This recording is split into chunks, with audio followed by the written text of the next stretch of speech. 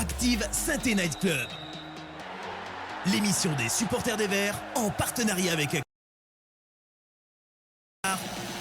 Hugo. Et bonsoir à toutes et à tous et bienvenue pour ce nouveau Saint-Étienne Night Club. J'espère que vous allez tous et toutes très bien, que vous avez passé un bon week-end et que vous avez bien attaqué la semaine.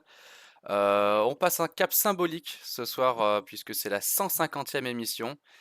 Et pour l'occasion, nos Verts ont décidé de nous faire plaisir. La semaine dernière, j'ironisais en disant que c'était le premier week-end depuis la reprise où la SSE ne perdait pas. Mieux encore, c'est la première victoire de la saison cette fois-ci, donc ça fait vraiment plaisir. Et pour l'occasion du coup, je suis accompagné, cette fois comme d'habitude de 2 super chroniqueurs et on a tout d'abord Sylvain. Salut Sylvain, comment tu vas? Bah, écoute, je vais pas mal. Je fais ma rentrée cette saison au Saint-Étienne Night Club. Je commence avec une victoire que j'avais pour ma part pas spécialement prévue au vu de la forte opposition qui nous attendait vendredi soir. Donc très très satisfait, ouais. Et pour t'accompagner, on a Patrick Guillou. Salut Patrick, comment tu vas? Coucou, bonsoir à tous. Bah écoute, ça va mieux hein, avec 3 points dans la besace. C'est toujours mieux pour passer les week-ends. En plus, on jouait le vendredi soir, donc ça a permis de savourer pleinement ce long week-end. C'est clair, ouais. Et pour accompagner tout ça au chat, on aura Karl. Salut Karl, comment tu vas? Salut Hugo, bah, les semaines se suivent et se ressemblent en tout cas ici dans le SNC. La semaine dernière on était là tous les deux, il y a 2 semaines c'était encore moi parce que Gabriel a visiblement défini la grève. Mais sinon écoute, tout va pour le mieux. J'étais au stade vendredi soir déjà, Ah, c'était génial et ça lance idéalement la saison à Geoffroy Guichard avec le retour du COP Nord en attendant le retour du COP Sud contre Auxerre début octobre. ah yes, je je crois que t'as coupé à la fin, mais c'est peut-être de mon côté. Mais parfait, du coup, parfait. Ouais, en attendant le dernier COP, ça sera encore mieux. La fête sera plus belle, j'imagine. Bon, bah, tout le monde est prêt, du coup, donc on va sans plus tarder passer au débrief. C'est parti.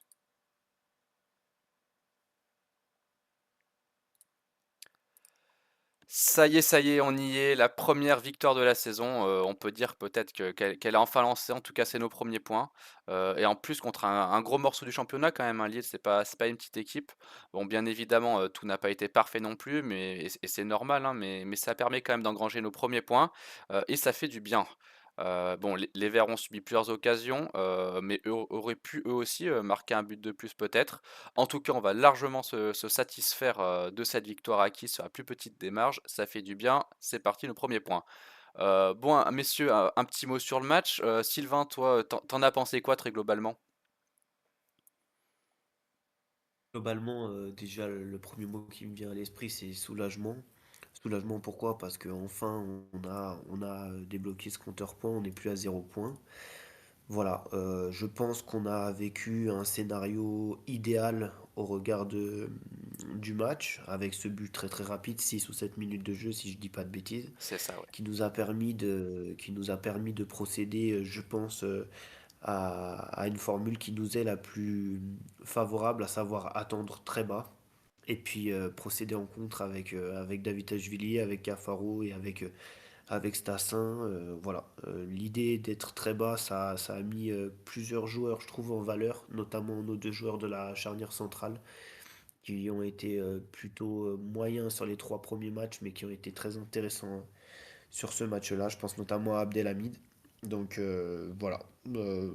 Agréablement surpris, parce que je ne m'attendais pas à faire 3 points contre Lille, pour être tout à fait honnête. Après, le contexte retour de trêve internationale plus match de Ligue des Champions à venir pour eux, je pense que ça nous a bien servi et on a su appuyer. Donc, ouais, globalement content. Tant mieux, et oui, oui, on viendra plus en détail après, poste par poste, sur la prestation de nos joueurs. Toi, de ton côté, Patrick, t'en as pensé quoi de ce match? Tu retiens quoi? Je pense que ça a été globalement bien résumé, notamment le contexte du match et puis ensuite la physionomie de la rencontre. Dans des matchs comme ça, on se rend compte que au niveau de la solidarité, il y a quelque chose qui s'est dégagé pour aller chercher cette première victoire. Au niveau de la qualité du jeu, du contenu, dans le jeu de possession, ça laisse beaucoup à désirer. Il y a beaucoup de marge vers le haut, mais c'est clair que avec un bloc bas et avec des zones de récupération beaucoup plus basses pour ensuite profiter de la vitesse et des espaces créés dans le dos des défenses, et notamment là de la défense lilloise, t'as des coups à jouer. Est-ce que sur la durée, ça te permettra de gagner systématiquement des matchs? Là, ça va être un peu plus compliqué. Quand je parlais de scénario de la rencontre, le fait de mener au score, ça donne un surplus de confiance. Et ce genre de match, c'est ce qui fait très souvent la différence. Je pensais même qu'il allait y avoir euh, très longtemps un 0-0 de derrière les fagots et que ça allait jouer d'un côté comme de l'autre, peut-être dans le dernier quart d'heure. Ça s'est joué dans le premier quart d'heure, tant mieux pour nous. C'est vrai que c'est mieux de se mettre à l'abri au début du match que plus tard. En tout cas, ouais, 1 victoire. Karl, je vois que ça arrive petit à petit dans le chat, je te donne la parole juste après. Maintenant, messieurs, j'aimerais qu'on évoque un peu chaque ligne du 11 stéphanois, en fait, parce que je pense qu'il y a des choses intéressantes à dire à chaque poste. Et c'était aussi une nouvelle composition, enfin, surtout avec des nouveaux visages, hein, certaines recrues qui ont pu fêter leur première titularisation, pardon, voire leur première avec le maillot stéphanois. Concernant le milieu et la défense, d'abord, on va grouper tout ça. Au milieu, c'était un trio inédit, hein, qui est aligné d'entrée avec notamment Pierre Ecois. Les trois se sont montrés plutôt convaincants. En défense, comme Sylvain l'a dit tout à l'heure, c'était la paire habituelle Batou Binsika Abdelhamid. Et ça s'est mieux passé que d'habitude. Les Verts ont concédé plusieurs occasions, mais c'est aussi un premier clean sheet, important à souligner pour la défense et pour le gardien. Patrick, je vais te laisser la parole. Deux questions en une, est-ce que tu penses qu'on a trouvé les milieux pour les prochains matchs? Et est-ce que la défense t'a plutôt rassuré, toi, sur ce match? Bon, il ne faut pas oublier quand même l'arrêt de l'Arseneur dans son 1 contre 1 face à Bakker sur la fin de la rencontre. Bon, après, par rapport les distances des uns aux autres au niveau des joueurs, mais aussi dans les lignes, ça a plutôt été bien géré. Et ça a été aussi bien géré par les efforts qui ont été faits dans les efforts de replacement à la perte. Et donc, ce qui a donné un peu de cohérence dans l'animation défensive. Concernant Abdelhamid et Batou Binsika, c'est clair, mais c'est pas un constat qu'on a fait, sur ce match-là, mais pour les uns et les autres aussi, par rapport à la carrière d'Abelhamid, et ce qu'il a montré Batou Binsika, en Ligue 2. C'est clair que, ces 2 défenseurs centraux ont besoin pour bien défendre, d'avoir le jeu face à eux. Quand il s'agit de courir un peu vers leur but, ce que les défenseurs n'aiment généralement pas faire, quand il s'agit de gérer la profondeur, quand il s'agit de trouver les jambes pour pouvoir couper un ballon dans l'intervalle ou dans l'espace ou dans le demi-espace, on a vu face à Monaco, on a vu sur les matchs précédents que c'était beaucoup plus compliqué. Beaucoup plus compliqué aussi quand il y a un attaquant qui décroche et qu'il faut suivre et un travail de compensation derrière. Là, comme tu es en bloc bas, tu as beaucoup moins d'espace à gérer, tu as beaucoup moins de distance à parcourir pour pouvoir être bon dans tes interventions. Et comme on leur a tapé dessus à juste titre sur les premiers matchs, eh bien on peut aussi louer leur qualité sur le match face à Lille parce ils ont tenu la baraque. Ensuite, je reste toujours interrogatif sur les latéraux.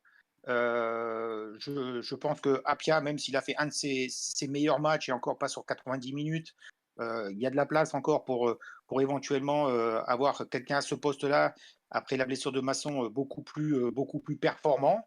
Ensuite, Cornude, même si Petro est absent, pour le moment, c'est pas aussi criant que ça que Cornude soit beaucoup plus fort que Petro. En tout cas, lui aussi a joué que 45 minutes. concernant le milieu de terrain, Ekwa pour son match a vraiment été très performant, très à l'aise techniquement, comme Amougou sur la première demi-heure sur ses sorties de balles.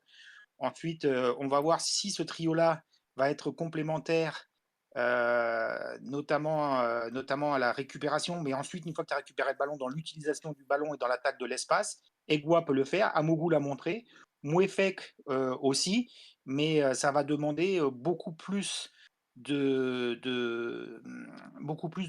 métier pour pouvoir jouer encore mieux les coups et le peu de ballon que tu as. Parce que quand tu as décidé de jouer en transition et en bloc bas, il faut qu'à un moment donné, dans la transition, eh bien, ces trois joueurs soient décisifs. De ton côté, toi, Sylvain, les matchs des milieux de terrain et de la défense, est-ce que ça t'a convaincu?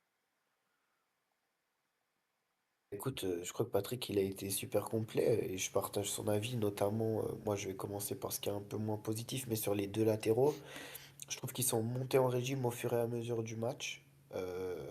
Mais il y a quand même certaines situations où ils te font quand même très peur. Je pense à Cornu, notamment en première mi-temps, où il se fait chipper le ballon dans la surface en voulant le protéger pour le laisser sortir. Et on a Apia qui fait d'ailleurs une super intervention pour empêcher Cabella de marquer.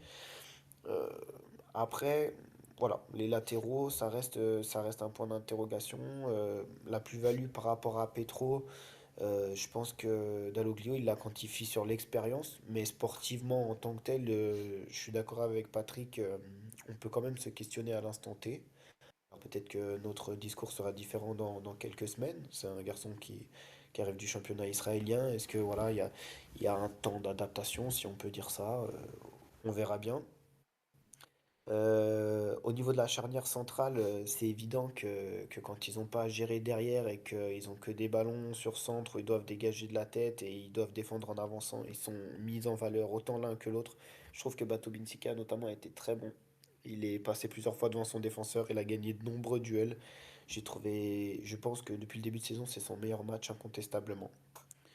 Et pour le trio du milieu de terrain, bah, c'est un trio que je trouve plutôt complémentaire. T'as trois registres un peu différents et quoi, qui est peut-être moins volumineux que les deux autres en termes de course, en termes d'effort, mais qui est plus dans l'anticipation, dans le placement et qui est surtout un très très bon premier relanceur. J'ai l'impression, il a l'air d'avoir, en tout cas sur ces 90 minutes qu'on a vu, un pied gauche très intéressant qui permet de sortir la balle et de se projeter assez rapidement vers l'avant.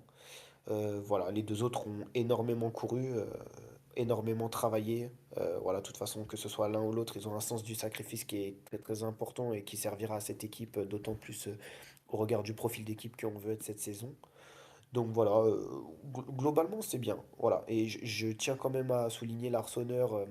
Patrick a justement dit à la 88e qu'il fait un super arrêt où il se sacrifie pour l'équipe, hein, clairement, parce qu'à mon avis, il la prend plein fer et elle n'a pas été très agréable. Mais je pense aussi, quelques minutes après le but, il y a un corner où Benjamin André pique au premier poteau et fait une tête. Il fait un super arrêt réflexe aussi.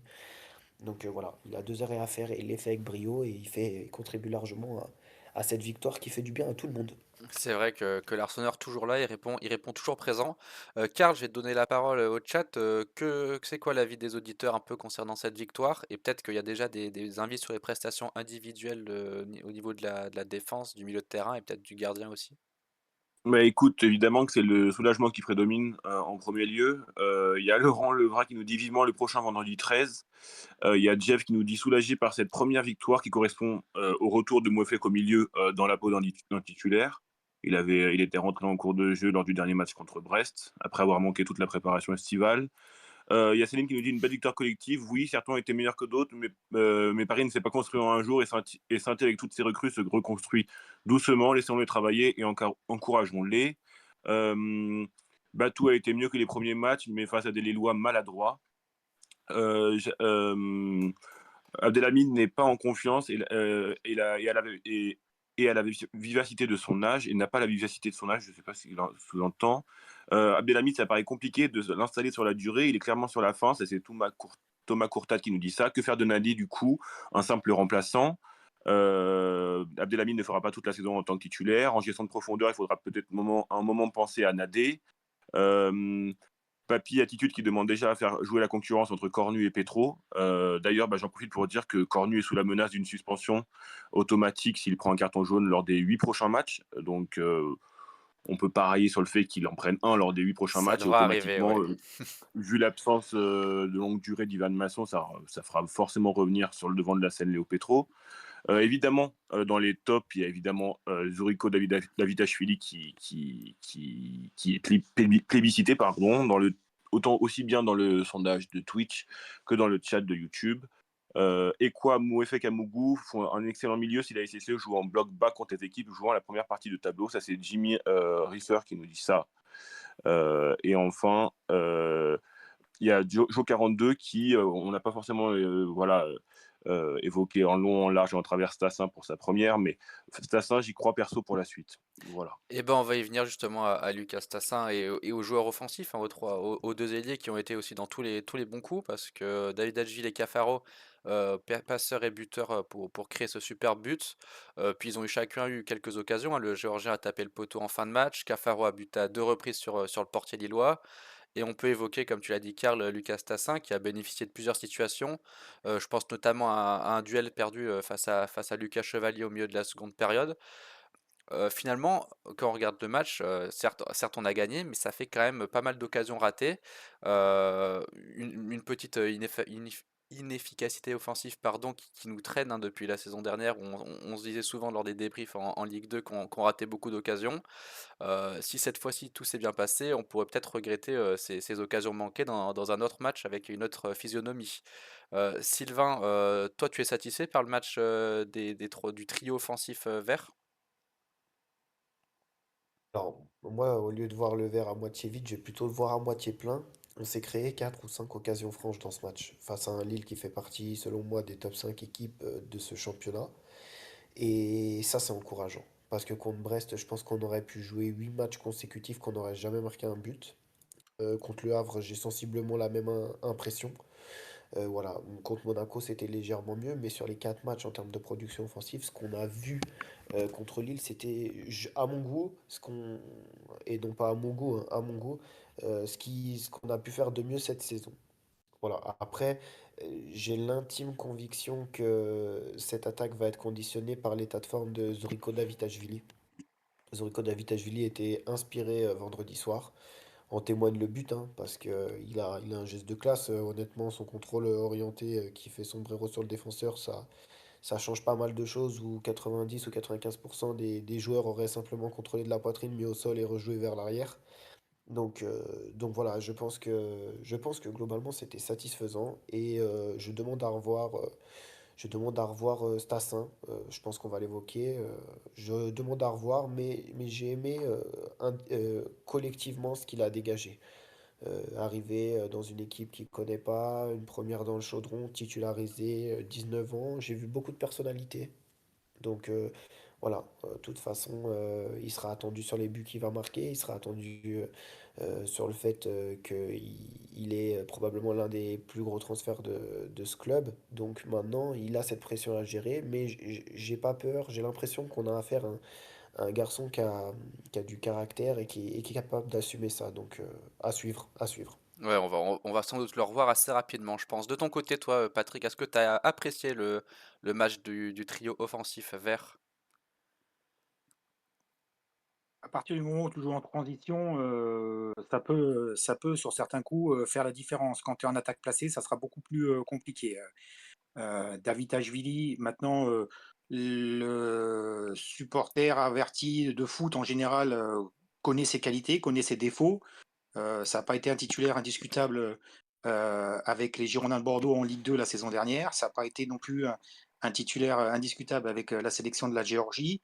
Donc, que ça soit un joueur, un impact player qui rentre et qui fait la différence et qui est capable sur 20-25 minutes, comme il a fait aussi à l'Euro ou comme il a fait aussi avec les Girondins de Bordeaux, ça c'est incontestable. De là, aujourd'hui, aller donner les clés de l'animation offensive et de tout lui laisser, je pense que par rapport à ce qui se fait au très très haut niveau, il y a encore beaucoup beaucoup de marge. C'est pas un joueur qui est fini, c'est pas un joueur qui est expérimenté, c'est pas un joueur qui est capable aujourd'hui à lui seul de tenir l'attaque stéphanoise. Par contre, qui est capable de faire des déséquilibres, qui est capable de gagner des 1 contre 1, qu'il est capable de faire des coups de génie, des coups inspirés, ça c'est une certitude. Ensuite, concernant, Cafaro, bon, il met un super but, il est plutôt, dans une bonne dynamique sur ce match-là. On l'a vu aussi, en Ligue 2, capable de complètement, disparaître. Il découvre la Ligue 1 ou il redécouvre la Ligue 1. Heu, voilà, c'est le problème qu'il y a, c'est que tu as pas de joueur où tu vas te dire: «Bon, bah, voilà, même s'il fait un match moyen aujourd'hui, ils vont marquer». Heu, ils sont encore aujourd'hui en phase de développement pour certains, pour d'autres, ils doivent surperformer pour pouvoir faire des différences. Donc, on n'est pas dans une animation offensive d'une équipe du top 5. Concernant, Stassin, qu'il ait des qualités, effectivement, que ça soit un des plus gros transferts, si ce n'est le plus gros transfert de Saint-Étienne, ça, je pense qu'il va le traîner, comme un boulet au pied, hein. C'est quand même assez lourd à tirer. On en avait vu d'autres, hein, avec Diony, avec Bergesio, avec, Wolfswinkel. Il y en avait un quand même, ce genre de joueur, on en a déjà vu, quelques-uns du côté de Saint-Étienne. Alors, effectivement, qu'il ait du caractère, ça, ça semble incontestable, surtout par rapport, à ses sorties médiatiques, notamment envers Anderlecht. On y reviendra peut-être un jour ou l'autre parce que, voilà, c'est à Saint-Étienne, un club qui vient de monter et après avoir fait une bonne saison, en Belgique, rien contre le championnat belge. Mais à un moment donné, qu'il ait des qualités dans le déplacement, qu'il ait des qualités dans le travail de finition, dans son travail de finition, en une touche, je pense qu'on a pu le voir sur les vidéos. Après, encore une fois, de là à porter tout seul, sur ses épaules, le poids de l'attaque stéphanoise, à 19 ans, c'est assez conséquent. Donc, on nous a fait comprendre que c'était le maintien cette année, on nous a fait comprendre que c'était un travail à long terme, on nous a fait comprendre qu'il fallait aussi à un moment donné, un retour sur investissement parce que c'est juste, quand je dis à nous le faire comprendre, c'est juste par rapport à la durée des contrats des uns et des autres et les perspectives par rapport à l'âge et aussi aux critères de recrutement qui ont été mis en place, pour pouvoir très rapidement recréer de l'actif, joueur. Hem on verra bien. On verra contre Nice, face à une équipe, qui a été très joueuse face à Marseille, qui reviendra aussi, je crois, d'un match de Conference League. Donc, c'est aussi, un bon moment pour aller performer à l'extérieur en Ligue 1, ce qui n'est pas arrivé à Saint-Étienne depuis de nombreux matchs. On verra, on l'abordera dans la deuxième partie de l'émission, ça sera intéressant. Karl, je viens à toi rapidement au chat parce que je vois que ça s'anime pas mal autour de Lucas Tassin et surtout tu as fait un sondage qui, ma foi, très intéressant, donc partage-nous tout ça. Bien sûr, j'ai fait un sondage très intéressant sur le cas Joss Randall et notamment sur la pertinence de ses chroniques. Les résultats sont sans appel. C'est ennuyeux, je ne les lis pas, c'est trop long. Rien de positif le concernant. Néanmoins, concernant Stassin, il y a Deontopou qui nous dit Stassin, c'est match presque parfait s'il marque seulement. Il y a Nico Saint-Paul qui nous dit Stassin, c'est pas mal, mais attention à la perte de confiance. Folk qui est dans la même veine et nous dit Stassin, c'est prometteur, bon état d'esprit à confirmer. Céline qui nous dit Stassin crée des espaces pour ses partenaires. Cafaro et Davitashvili, du coup, ont été excellents. Un milieu de terrain plus dense et plus créateur avec Amou et Mouefek. Ne pas subir et poursuivre. Oui, Stassin a du caractère, il sait où il est. Il a beaucoup fait de travail invisible, mordre les mollets au pressing, à revoir vite en même temps au-dessus de Sissoko et de Wadji. Stassin, il a tellement couru et fait le pressing que c'est difficile de finir l'action du face-à-face. Il est sorti avec des crampes et c'est très bien. Joss qui nous dit Stassin, je serai convaincu quand il aura démontré qu'il est moins maladroit qu'Étienne Mendy. Yannick Goulet qui nous dit Stassin, il va planter cette saison, j'en suis persuadé. Thomas Courtade, enfin, qui nous dit il s'est donné un cœur ouvert, Stassin, sachant qu'on n'avait pas le ballon tout le match. Il a eu 12 occasions franches, c'est pas si mal, même s'il n'y a pas de finition pour l'instant. Voilà. Maintenant, j'aimerais qu'on parle un peu de l'état d'esprit. Est-ce que vous avez vu du mieux concernant ce point lors de ce match? Peut-être plus de combativité, de solidarité, Patrick l'a dit, de compensation aussi sur certaines phases de jeu. Les Verts se sont donnés sur le terrain et ont résisté aux assauts lillois sans rien lâcher. Le retour du COP en attendant le second a également sans doute permis de pousser et de transcender les joueurs. D'ailleurs, info juste avant l'émission, l'équipe a sorti un article qui dit que Lille a porté plainte en soutien à ses supporters qui auraient été agressés, après des incidents, lors du match, donc affaire à suivre, mais c'est une petite précision. En tout cas, concernant l'état d'esprit, toi Patrick, est-ce que tu as vu du mieux, sur ce point lors de ce match que depuis le début de la saison? Bah, c'est difficile de faire, beaucoup plus mal qu'à Brest. Donc, à un moment donné, on pouvait faire, que mieux et c'est vrai que quelquefois le public permet de faire quelques efforts supplémentaires parce qu'au niveau de la concentration, tu es peut-être, un cran au-dessus, mais ça doit être, inné. Alors après avec cette génération de joueurs, c'est toujours très, très compliqué parce que, tu inconscient, mais quand ils ont pas envie de faire un match, ils vont pas se mettre dedans, hein. Alors ça peut paraître très surprenant, ce que je suis en train de dire, mais ça ne vaut pas que pour Saint-Étienne et le comportement général à Brest. On a vu, la sortie médiatique du président, l'étang à Lille. Même un grand club comme ça n'est pas à l'abri que des joueurs passent complètement à travers. Et puis s'ils n'ont pas envie de se sortir les doigts, bah, ils ne le feront pas. Donc tu as un match insipide, tu as un match où tu fais tourner le ballon, ou tu as un match comme ça. Aujourd'hui, Saint-Etienne a joué sur sur ce qu'il est capable de faire avec les forces en présence du moment. C'est-à-dire du cœur, de la valeur, de la discipline tactique, de la cohésion, sur certains binômes aussi une forme d'entraide dans le placement et dans le replacement. Après, effectivement, là, c'est passé un petit peu inaperçu la, la petite remarque qui a été faite à l'instant sur quelquefois le déclenchement du pressing et la cohérence quand il y en a un qui déclenche, de fermer les espaces et de permettre ensuite d'avoir une défense qui récupère beaucoup plus facilement le ballon. C'était beaucoup plus cohérent dans l'ensemble. Après, une fois qu'on a dit ça, une fois qu'on a les 3 points, une fois qu'on a un clean sheet, une fois qu'on a le score, c'est ce qui est le plus difficile dans le foot, c'est qu'est-ce qu'on fait avec le ballon quand on l'a. Et donc là, quand tu auras des équipes comme Le Havre qui vont arriver avec un bloc hyper bas en jouant un peu comme Saint-Etienne a joué face à Lille, qu'est-ce que tu as comme solution technique? Qu'est-ce que tu as comme solution collective? Qu'est-ce que tu as comme solution dans les attaques placées pour pouvoir déstabiliser un bloc adverse qui est hyper bien placé et qui joue lui aussi, comme Saint-Etienne l'a fait face à Lille, à domicile, des contre-attaques? Toi Sylvain, de ton côté, tu partages le constat de Patrick? Non, je suis d'accord avec lui. En fait, il met le doigt sur un truc, c'est que certes, on est content des premiers points, voilà, c'est bien, mais c'est bien de recontextualiser le tout. Aujourd'hui, on a joué face à une équipe qui est supérieure à nous, on n'a pas eu à faire le jeu, on a joué en transition, le match s'est passé sur un scénario quasi parfait puisqu'on marque vite et après on peut les attendre et les contrer. Eux, ils n'ont pas été très inspirés, donc voilà, c'est très bien. Par contre, il faut lire l'ensemble des enseignements, c'est-à-dire que quand on va jouer contre des équipes de notre championnat, ça ne sera pas ces matchs-là.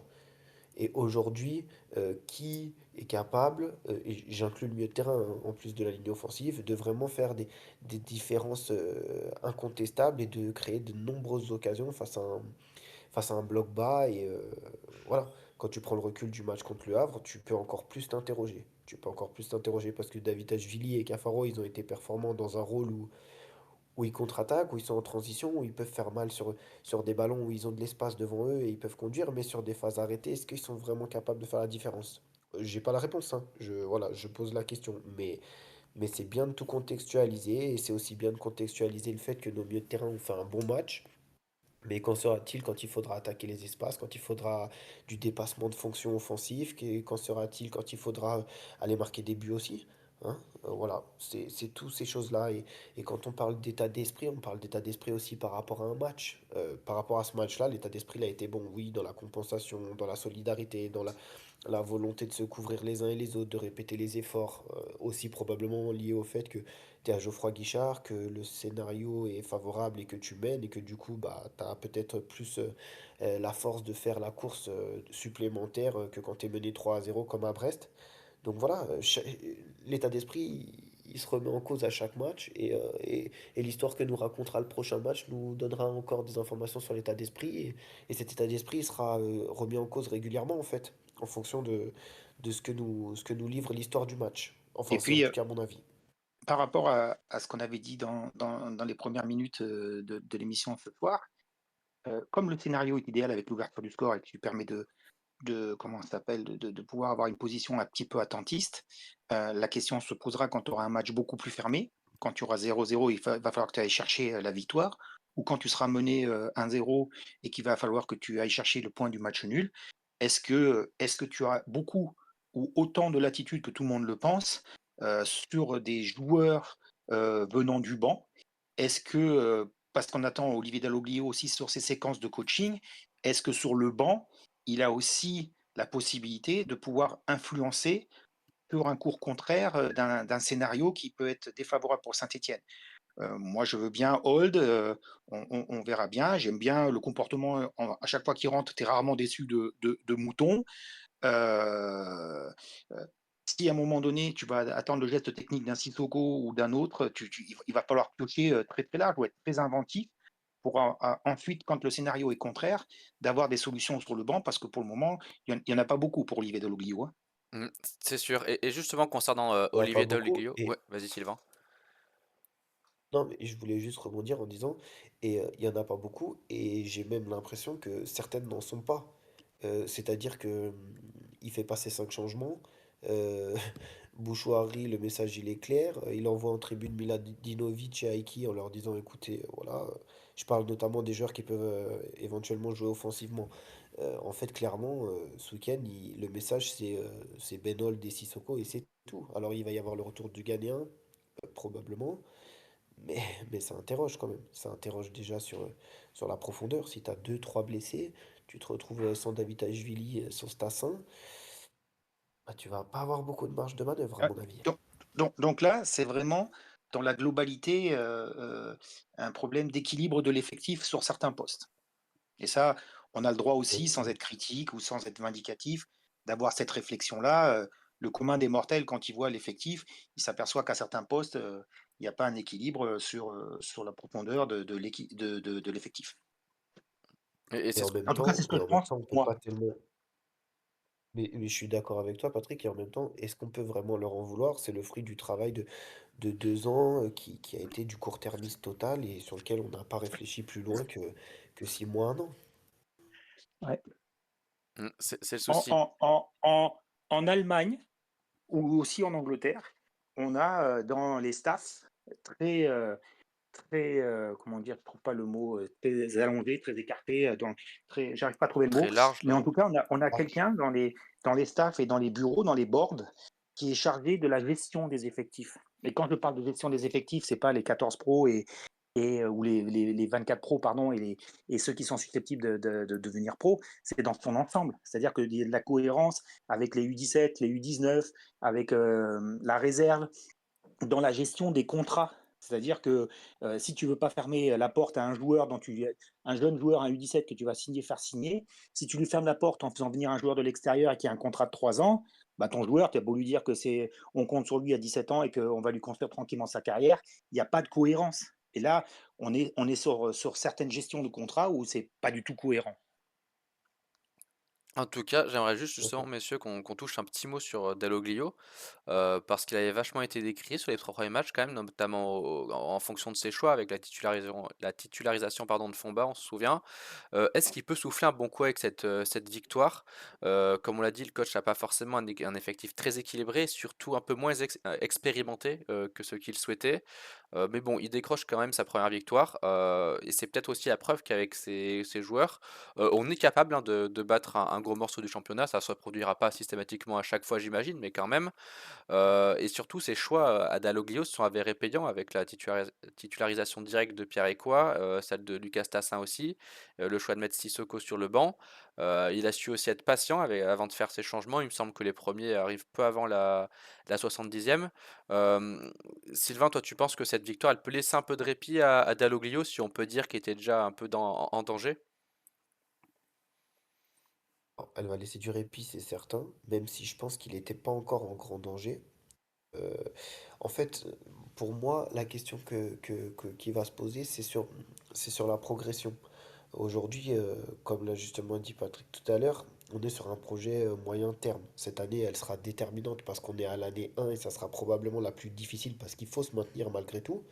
Je trouve que c'est un peu à l'image de ce qu'a dû vivre Strasbourg la saison dernière sur une année 1 où ça a été très difficile jusqu'au bout. Il a fallu se maintenir Et sur l'année 2 voilà, tu as des retouches supplémentaires, tu as ajusté encore un effectif qui est pas totalement à ton goût. Et voilà, quoi qu'il en soit, Dalloglio, est-ce qu'il va s'inscrire dans cette idée-là? L'idée des dirigeants, c'est ça. Il faut qu'il en soit Mais conscient. L'idée des dirigeants, c'est pas d'avoir que des joueurs aguerris comme il a pu fonctionner l'année dernière. Est-ce qu'il va pouvoir se mettre dans un rôle de faire évoluer ses joueurs, de les faire progresser, de les faire avancer? Voilà, je pense qu'il est conscient de non, ça. Maintenant, non. non, c'est pas ça, c'est pas ça. La réponse, on l'a déjà. La réponse, on l'a déjà.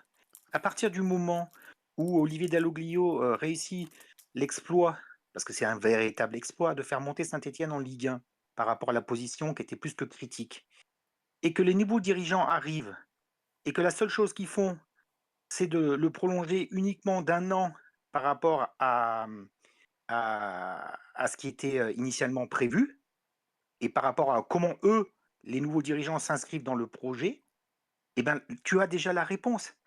Ça veut dire qu'il est en sursis constant. Quand tu t'inscris dans le projet et que tu comptes sur certaines personnes, tu prends Mouefek, tu prends Nadé, eh ben, tu vas les prolonger sur la durée. Olivier Dalloglio, tu ne l'as prolongé que sur ce qui était marqué initialement prévu avec Roland Romeyer, Bernard Cayazo et le triumvirat d'avant, sur la prolongation si tu montes. On te prolonge d'un an. Donc l'élément de la réponse, tu l'as déjà. Et tu l'as dans le deuxième étage de la fusée, dans la question quand le président Gazidis fait une interview dans l'équipe et qui dit bah oui, on l'a prolongé, mais Olivier connaît comment ça se passe. En gros, je schématise, mais c'est ce que ça veut dire quand tu lis à travers les lignes. Donc, Olivier sera constamment en sursis. Et, et à partir du moment où tu le fragilises par sa situation contractuelle, eh bien systématiquement, il sera en sursis, il perd 2 matchs, il va être exposé, il va gagner un match, on va dire, il a du répit, et il est pas serein pour pouvoir travailler. Alors, il est serein parce qu'il a 60 ans et qu'il a bourlingué à travers le monde et qu'il a l'expérience et que c'est quelqu'un qui est malin et très expérimenté, mais malin dans le bon sens. Parce il a pris conscience de sa situation contractuelle. Et donc, du coup, chaque jour, parce que c'est comme ça, un staff, hein, chaque jour qu'il fait à Saint-Etienne, c'est un jour de plus qu'il a gagné. Et c'est juste une évidence. Cette, cette, euh, cette victoire-là, elle lui a donné un peu de répit pour pouvoir jouer Nice, pour pouvoir jouer Nantes, pour pouvoir jouer Auxerre, pour pouvoir jouer les prochains matchs, peut-être. Mais si jamais tu perds contre Nice, tu perds contre Nantes, c'est du football fiction, et que tu fais un match contre Auxerre, que tu as la prochaine trêve internationale, il sera forcément à nouveau exposé par sa situation contractuelle. Et au-delà de tout ça, tu penses pas qu'il y a quand même une volonté de vision plus globale, notamment sur l'évolution de certains joueurs? Moi, je pense sincèrement que à la mi-saison, on peut avoir un nombre de points qui est suffisant, mais de voir que certains joueurs avancent pas forcément comme ils veulent, donc il pourrait aller dès la mi-saison chercher quelqu'un d'autre. L'entraîneur ou un staff, c'est de gagner des matchs, bien sûr, mais c'est aussi, c'est ce que je dis toujours aussi dans mes chroniques, et c'est pour ça que des fois je suis pas toujours bien compris. C'est la progression individuelle du joueur et la progression collective. D'accord. On va voir sur ce que tu disais avant, si Olivier va être capable de faire grandir un Davidashvili dans ses choix, de faire grandir un Cafaro aussi dans ses choix ou aussi dans ses replacements, un Stassin par rapport à ce qu'il est capable de faire et de faire évoluer ensuite par rapport à la progression individuelle, de trouver des combinaisons des uns avec des autres avec les joueurs, de trouver un équilibre au milieu de terrain pour rendre l'ensemble plus cohérent. Et comme ça sera plus cohérent et avoir une équipe de Saint-Etienne qui sera plus difficile à jouer, d'avoir plus de chances quand il utilise bien le ballon de pouvoir gagner des matchs. Et là, il sera systématiquement attendu sur ça. Et donc, la question sur est-ce qu'il s'inscrit à moyen terme ou est-ce qu'il s'inscrit en long terme, Olivier Dalloglio, par sa situation et comment elle a été mise en place, c'est du très très court terme. Sauf si demain, les dirigeants arrivent et te disent, bah là, Olivier nous a convaincus par rapport à ce qu'il a fait et qu'on va le prolonger de 2 ans. Et là, il s'inscrira de 2 ans de plus. Et là, il s'inscrira dans le projet que veut mettre en place les nouveaux dirigeants. Mais sinon, vous pouvez tourner dans tous les sens. Hein. Il sera toujours, à un moment donné, il va gagner un match et dire, bah oui, ça sera bien. Il va faire un match nul, un point en 3 matchs et il sera à nouveau sur la sellette. C'est malheureusement le cas et c'est rien contre Olivier Dalloglio, encore une fois, que je connais, avec lequel j'ai joué à Rennes, avec lequel on a vécu des moments formidables et tout ça. C'est juste le contexte et Olivier a montré qu'il était capable de faire progresser des joueurs à Dijon, à Brest, et il a prouvé que c'était quelqu'un au niveau psychologique et au niveau proximité avec les joueurs qui était capable de travailler. Il a fait le loft, hein, par exemple à Dijon, quand il était entraîneur. Je crois qu'il était entraîneur de la formation, il a su s'occuper aussi du loft des joueurs de Dijon. Il est parti, il est très expérimenté dans ses voyages aussi, où il a été adjoint, je crois que c'était dans les Émirats ou au Qatar. Donc il a bourlingué. C'est pour ça qu'il connaît le milieu sur le bout des doigts aussi, et qu'il a aussi, sur certaines situations, beaucoup de recul sur l'analyse globale et la façon dont il va s'inscrire dans le projet qui va être mis en place. Mais ce débat, il existera tant que sa situation contractuelle à lui ne sera pas beaucoup plus nette que ce qu'elle est, et il s'inscrira toujours sur du sursis. C'est le risque, ouais, tu raison, et c'est le cas de nombreux coachs aujourd'hui qui sont de plus en plus sur la sellette et pas le droit à l'erreur. L'heure tourne, messieurs. J'ai fait un petit saut au chat. Ça fait longtemps qu'on n'a pas entendu Karl et le retour des auditeurs. Concernant Olivier Dalloglio, Karl, qu'est-ce qui se dit un peu dans le chat? Ouais, écoute, évidemment que ça adhère au discours des chroniqueurs, notamment celui de Patrick. C'est vrai que c'est sûr qu'Odeo n'est pas le choix de Kilmer, il le sait. Le maintien de l'ancien triomvirat Vieira est quant à lui incompréhensible. C'est le boulot qu'on demande à Olivier Dalloglio de faire grandir les joueurs. S'il ne réussit pas, il se fera ajouter. Gazidi laisse une chance au produit. Si les Soukas et Co ne sont pas au niveau, ils prendront la porte. Ça, c'est pas dit attitude qui nous dit ça. Quelqu'un veut réagir? Oui, Non? parce que à un moment donné, il faut ouvrir les yeux sur ce qu'il est. Je ne détiens pas la vérité, je n'ai pas cette prétention-là. Mais à un moment donné, quand tu rentres dans une stratégie comme ils sont en train de faire, les choses sont des évidences. Et donc aujourd'hui, je pense que déjà le fait que Saint-Etienne monte en Ligue 1, c'était pas prévu, c'était pas budgétisé. Je l'ai écrit, c'est pour ça que je le redis, parce que la façon dont se goupillent les choses, c'est une évidence. Et aujourd'hui, euh, les nouveaux dirigeants ont beaucoup plus à perdre s'ils écartent tout le monde que s'ils les laissent en place. Aujourd'hui, si ils écartent tout le monde et qu'il n'y a pas de résultat, on va leur dire ah, mais la méthode, ils sont tranchants, ils coupent des têtes, c'est machin truc. Si ça ne marche pas après un an, on pourra dire mais vous voyez, on les a laissés mis en place, on n'a sacrifié personne, vous comprenez, maintenant on est obligé d'agir. Et si ça marche, on va dire on a prôné la stabilité et donc tout le monde reste en place et c'est pour ça qu'on a fait ce choix-là. Donc aujourd'hui, on est en face de personnes qui sont très très intelligentes et ça, c'est juste de le voir dans les différentes interviews. Et là, tu te dis, bon, ils connaissent vraiment le ballon, ils connaissent vraiment les arcades, ils connaissent vraiment les ficelles du ballon. Si tu n'as pas ces clés de lecture-là, bah, tu ne vois pas où ils veulent nous amener. C'est ça le truc. Et donc, qui garde l'ancien triumvirat, c'est dans la force des choses actuelles, d'une logique implacable. Et après, on peut discuter sur les compétences des uns et des autres. Je pense que comme ils ne connaissent pas tout le monde dans les instances, c'est important d'avoir, et Dieu sait que je l'ai aussi critiqué, d'avoir un Jean-François Soucas qui est capable de servir de go-between pour ensuite passer le relais, comme Jean-François Soucas l'avait fait du côté de Toulouse. Et pour ça, Jean-François est très très bon. Et je l'ai toujours dit, et je l'ai dit aussi à Jean-François, c'est qu'à un moment donné, c'est quelqu'un de très intelligent, mais vraiment, c'est quelqu'un qui connaît ses dossiers sur le bout des doigts, vraiment, mais c'est pas un patron. Et ce nouveau rôle que lui donne actuellement la nouvelle direction, lui va à scier. J'ai pas dit à chier, j'ai dit lui va à scier. C'est exactement là où Jean-François est le plus performant. Messieurs, leur tourne et je pense Ça qu'on veut va... donc dire que pour toi, Vas-y, Sylvain. ça veut donc dire que pour toi, Patrick, ils sont dans une situation de transition en fait là. C'est-à-dire que Mais, le triumvirat mais va c'est une doucement se... évidence. C'est une Ah. évidence. Donc, quand tu vois de tels dirigeants, quand tu vois aussi la puissance financière, quand tu vois ce qu'ils sont en train de mettre en place, les wagons accrochés les uns après les autres, la situation actuelle telle qu'elle est, elle est d'une logique implacable. Implacable. Les temps vont arriver. Je vais pas trahir de secret. D'accord. Je ne trahis pas de secret parce qu'il y a des gens qui me font confiance, qui parlent avec moi, avec lesquels je discute et tout ça. Quand tu as des mecs au club qui te disent putain, il faut bosser maintenant, bah, tu tombes de la chaise. Tu tombes de la chaise. Ça veut dire que ce que tu as dit, toi, en avant, depuis plusieurs années, en te disant bah, les gars, tu es dans une situation de confort, tu es dans une zone de confort, ça te suffit la Ligue 2, la Ligue 1, on a les choses qui sont bien en place, machin truc. Paf, aujourd'hui, les mecs, ils se disent, putain, si je veux garder ma place, il va falloir que je boite un petit peu. Voilà. Et donc, du coup, tout ce qui en découle, parce qu'ils ont l'expérience, ça va arriver par effet domino. Les uns et les autres, à un moment donné, s'il n'y a pas de résultat, ça va être à l'américaine, ça va être à la canadienne. T'es pas bon, tu sautes à la corde. Mais ça va arriver. Aujourd'hui, s'ils avaient fait ça tout de suite,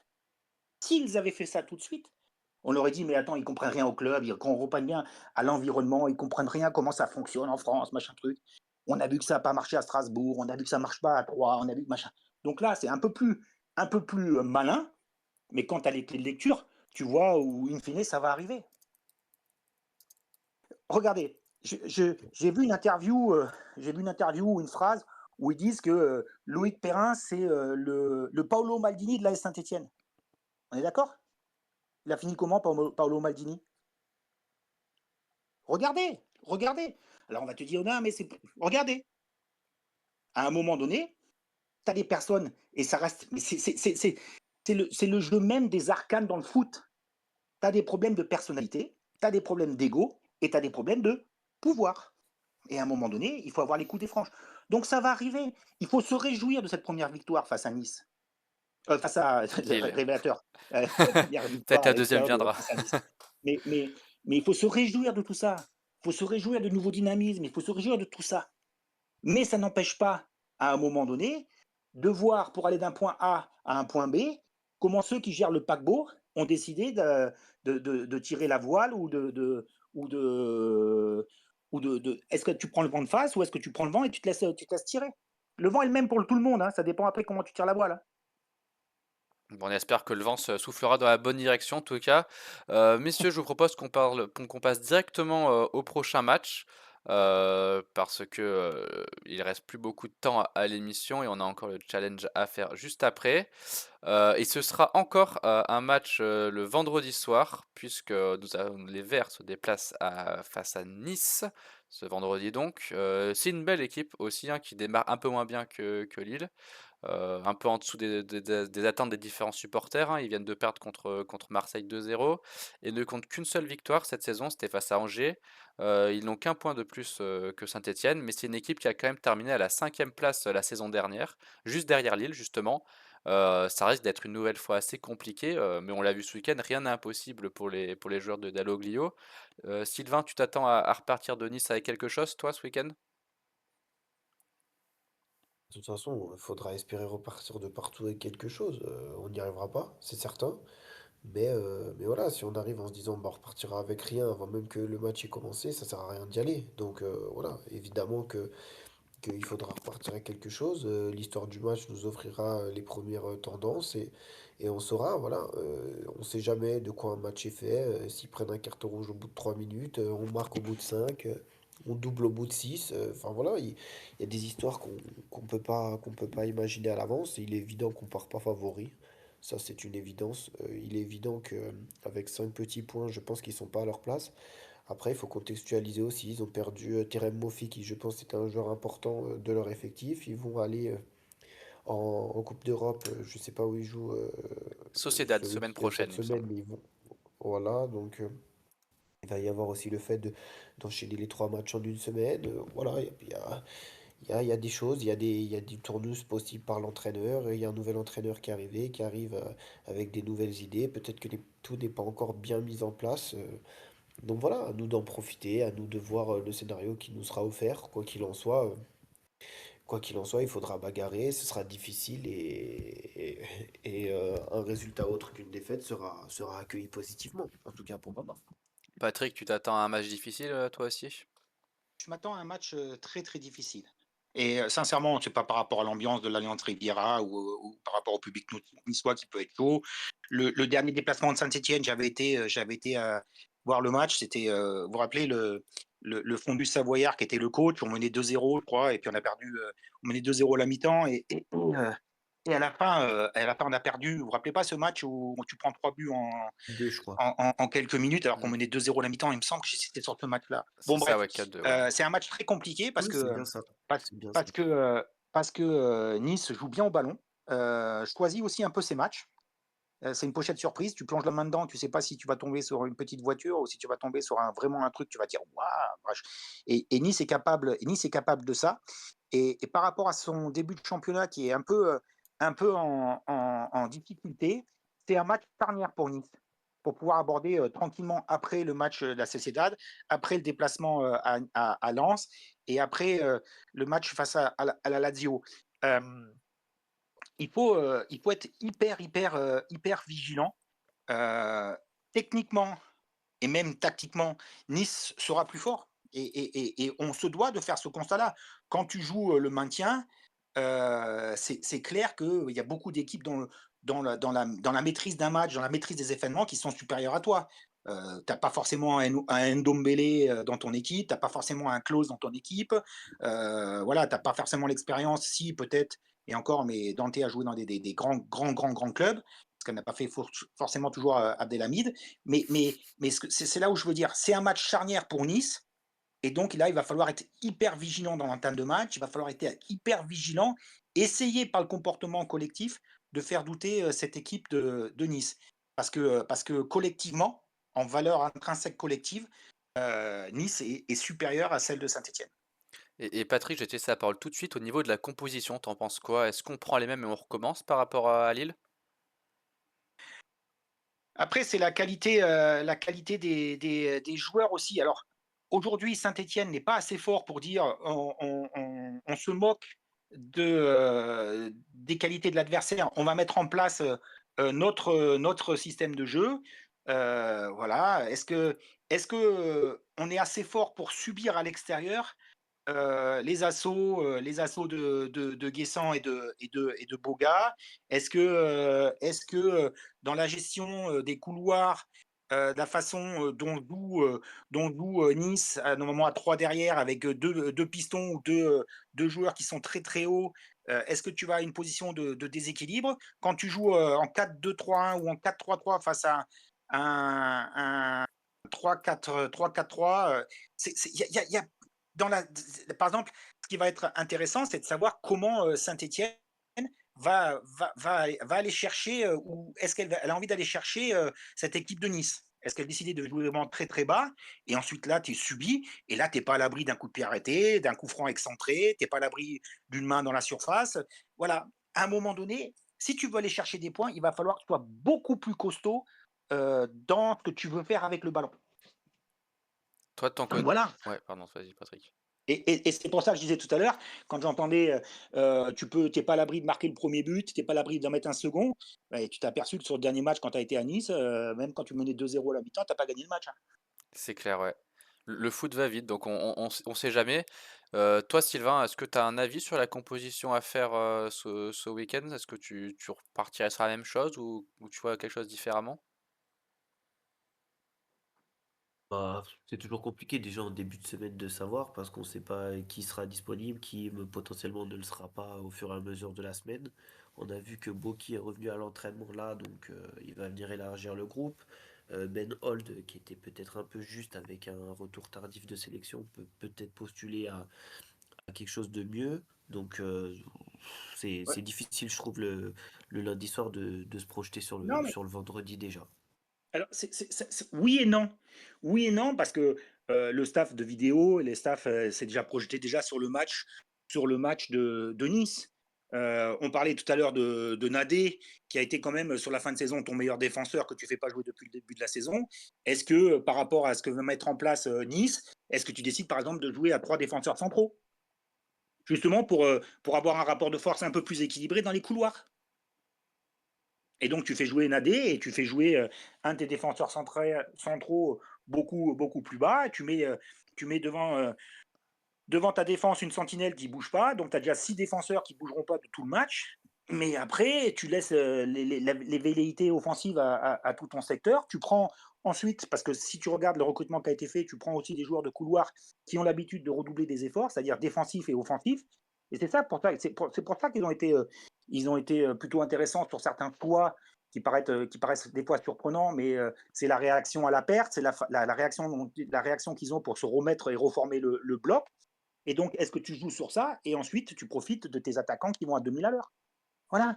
Et donc, dès le lundi soir, sincèrement, mis à part les blessés et un malade de dernière seconde ou de dernière minute, globalement, Olivier Dalloglio, à l'heure où on se parle, c'est déjà à peu près quel schéma tactique il va mettre en place pour affronter Nice. Hein. Nous, on ne le sait pas.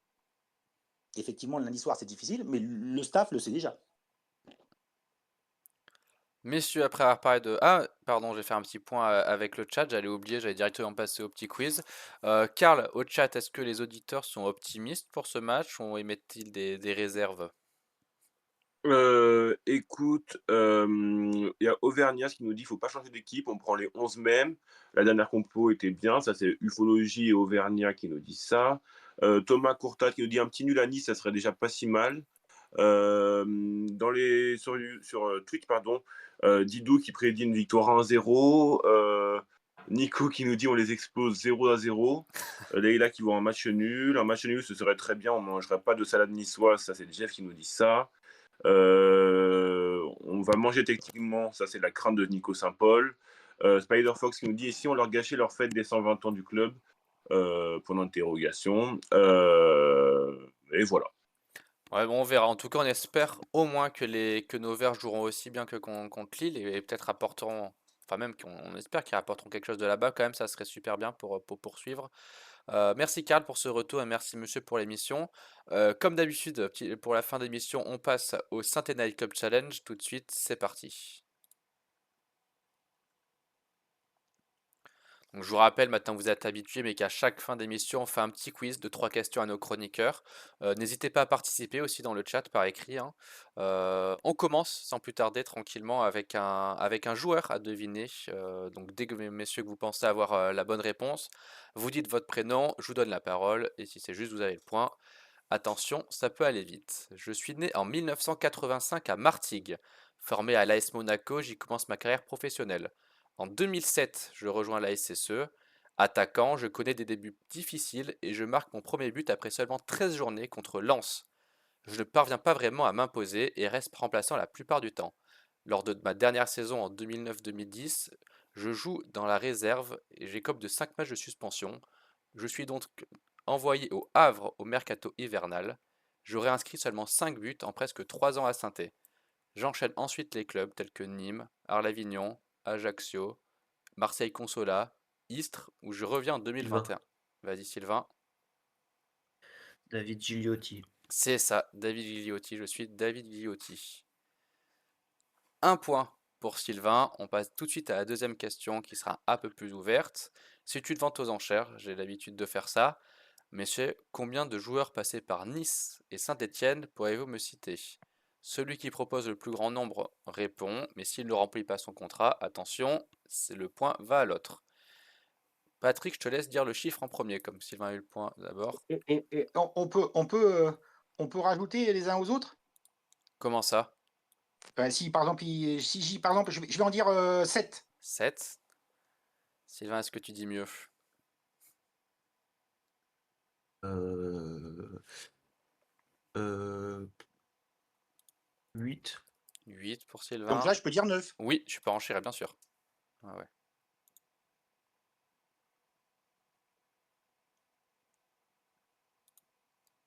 Alors, est-ce que tu tentes?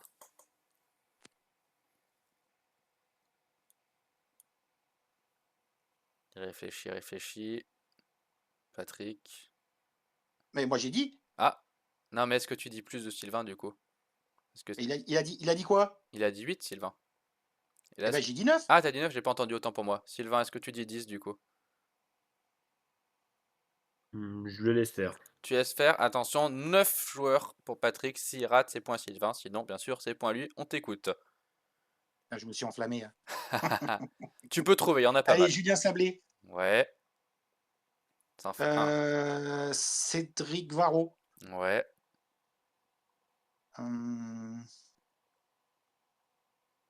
Il n'y avait pas, William Saliba qui avait fait les Ouais. deux, qui était parti en prêt. Bien sûr, c'est ça. Ouais, il a fait un an de prêt à Nice. Il y a un temps ou Après, pas? il doit y avoir Colo. Ouais, 4. T'as dit quoi, Sylvain? Pardon, j'ai pas entendu. J'ai demandé s'il y avait un temps. Non, on voit s'il hésite trop, j'arrête. Pas frappe. Ah d'accord, Ah, ça ce qu'on appelle ça la se joue pression. comme ça. Ouais, ouais, là, t'en as encore 5 à trouver, mais si c'est trop long, attention. J'aurais pu dire 18 alors. J'aurais pu dire 18 et on avait toute la soirée, j'aurais Ah, pu, je quand pense. même. Là, encore 1 minute max. On a 4. Il en faut 5 autres. Ah, c'est pour ça que je dis que je me suis enflammé. David Elbuik, David Elbuik. Ouais. Il doit y avoir Chaouch. Chaouche, je regarde. Oui, ça en fait Mohamed 6. Chaouch, il a joué à Ouais, Saint-Étienne, j'ai joué contre lui quand il jouait à Nice. ça fait 6, ouais, ouais. Est-ce qu'il y a Mathieu Bonne-Mère? Ouais, ça fait 7. Si. Putain, Jérôme Alonso qui a été formé à Nice d'ailleurs, je crois. Jérôme Alonso, je regarde. Est-ce que je le vois? Mais si, il a fait la montée avec nous et il était formé à Nice. Mais c'est sûr et certain, hein. Ah ouais? Je le vois pas sur le Ah non, mais site. c'est sûr et certain. Jérôme, il Ouais, a formé à Nice, il a joué à Nice, il a joué à Ok, bah, Marseille, il ouais, a joué à ok, Nantes. ouais, Non, mais ouais. c'est sûr et certain. Ouais, ouais, c'est bon, t'as raison. Après, la minute est pas écoulée là. j'ai le droit aussi d'avoir une pensée parce que c'était un adversaire, mais c'était aussi un super mec. Il y a Bibi Cholagnier. Bibi Cholagnier. Qui a joué alors. Il a joué à Saint-Étienne, il a joué à Nice. J'ai joué Ouais, contre lui aussi contre Nice. Et il était à. Il était. Et il était à Nice. je le vois pas là. C'est Dominique, hein, parce que si tu cherches Bibi, je Ouais, trouverai bien pas. sûr, ouais. Hop. Et ouais, t'as raison. T'as raison. Bon, ça fait 9. Et Bravo, donc, je Pat. les ai. Ouais, c'est bon, tu les as. T'as un peu allongé, j'ai été sympa, mais ouais, tu Ah les ouais, as. bah, Bravo. Tu le on sauras pas est la le prochaine, 18 Sylvain. septembre, mais Je tu suis les as, t'inquiète je pas suis dessus. Mais Clément. j'ai raconté les histoires. Il devait y avoir François Ouais. Clerc, Ouais, Cédric Varro. ouais. Favaro, tu as été Et je chaud. Montois. pense même. Mais parce qu'il avait suivi Frédéric Antonetti, je pense que même Vincent Ognon Ouais, devait y être. exact. Et on peut aussi citer Oui, Colo. exact. Il y avait Paul Bess, il y avait Valentin Estric, il y avait Saint-Maximin, Modeste, Mopé, Honora, Sadatube. Il y avait pas mal de monde plus récemment. Ah, donc avant 2000, ça comptait pas alors. C'est pas mon époque, je connais moins. Dernière question, on enchaîne vite parce que mine de rien, le temps presse. Dernière question pour le départage des messieurs. La dernière fois que l'on a gagné contre Nice, c'était en janvier 2021. On l'avait remporté 1-0 sur le fil. À votre avis, qui avait marqué ce but? Une proposition à 5 tours. Celui qui est le plus rapide commence. Moi, Oui, Sylvain. je peux le dire, c'est Bamba, la toute première de Oscar Garcia. Non, j'ai dit Non, en janvier moi j'y 2021. étais, c'était un dimanche après-midi, c'était à 13h. Et c'était un match avec Claude Puel. Et c'est un joueur qui a quitté l'AS Saint-Etienne et c'est Abi. Bravo, c'est Charles Aby qui avait marqué en janvier Ah 2021. oui, je m'en rappelle de ce En but. fin de Ah match. oui. À la 88e, ouais. Un but de raccro, ouais. Il avait marqué, et du coup on l'avait Et remporté 1-0. on va retenir quoi? Que même quand je laisse parler Sylvain avant moi, il avait largement le temps et beaucoup plus rapide. Hein. C'est Il se vrai, trompe. c'est Ah, vrai. moi, La la victoire. seule chose que je retiens, c'est que tu as répondu à une question. On a commencé le 16 septembre, ça finit le 18 et ça a été validé. C'est la seule chose que je retiens. Mais la dernière, Et une petite pensée parce qu'il s'est fait chambrer sur les chroniques de Joss Randall. Les mauvaises langues disent qu'il joue mieux du saxo qu'il écrit. Bah, bravo, on finit sur ces belles paroles. Merci beaucoup messieurs pour cette émission. Merci à vous chers auditeurs d'avoir été présents. J'espère comme d'habitude que vous aurez pris du plaisir à nous écouter. Passez une bonne soirée, prenez soin de vous d'ici la semaine prochaine et bon match à tous vendredi et surtout, allez les Verts. Ciao ciao, bonne soirée à tous. Et à plus.